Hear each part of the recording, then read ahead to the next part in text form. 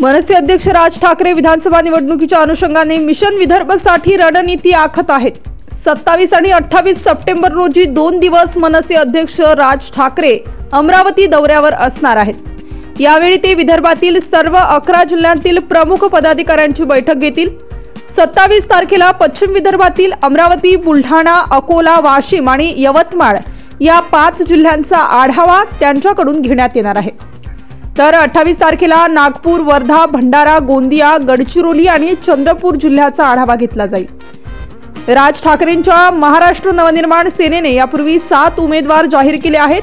आता मनसे विधानसभा निवडणुकीसाठी विदर्भातून पहिली यादी राज ठाकरे जाहीर करण्याची शक्यता आहे। आज 27 तारखेला सकाळी 7:30 वाजता राज ठाकरे यांचं अमरावतीत रेल्वे स्टेशनवर आगमन होताच मनसे कार्यकर्त्यांनी ढोल, ताशे, फटाके फोडत जोरदार स्वागत करण्यात आले।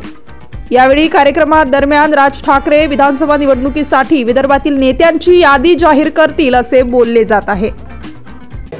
अन्यथा कायदेशीर कारवाई करण्यात येईल।